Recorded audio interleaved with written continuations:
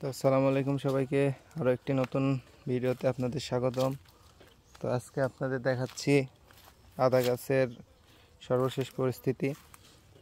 তো আদা গাছগুলো আমার প্রায় অনেকগুলো 1.5 ফিট 2 ফিটও হয়ে গেছে। তো আপনারা দেখলে বুঝতে পারবেন আদা গাছগুলো কতখানি বড় হয়ে গেছে। গাছের গোড়া থেকে প্রায় 2-3টা করে কুশি বের হয়েছে।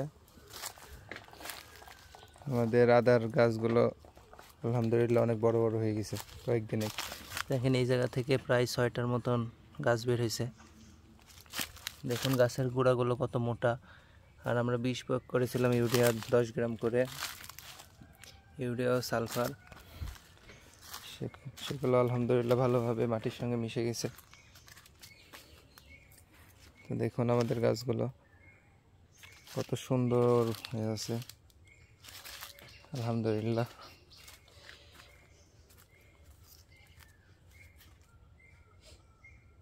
অনেক সুন্দর হয়ে আছে। তো আলহামদুলিল্লাহ গাছের পরিস্থিতি ভালো।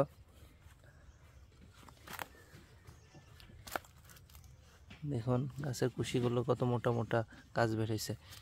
দেখেন এই জায়গায় আপনারা দেখলে বুঝতে পারবেন আদা নামা শুরু হয়ে গেছে অলরেডি।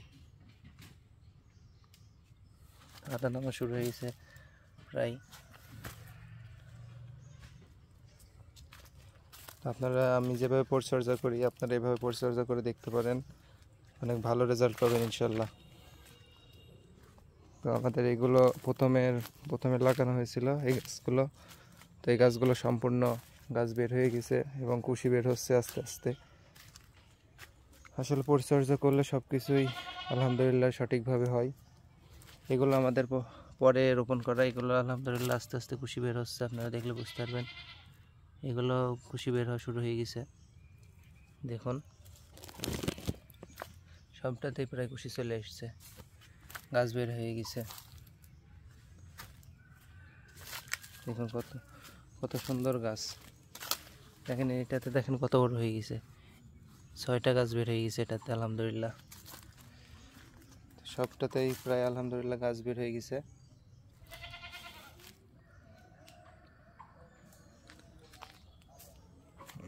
আমরা পানি দিয়েছি 2 দিন আগে। মাটির পরিবেশ আলহামদুলিল্লাহ ভালো, আকাশ মেঘলা হয়ে আছে, বৃষ্টি হতে পারে। এখন আমরা ড্রেনেজ পদ্ধতিটা ভালোভাবে খেয়াল রাখবো। এই যে আমার ড্রেন করা আছে, পাশ দিয়ে পানি না যাওয়ার ড্রেন করা আছে, আপনারা দেখলে বুঝতে পারবেন। আর নতুন বস্তাগুলো আপনাদের জানাচ্ছি, সবগুলোই গাছ বের হয়ে গেছে সব বস্তাতেই।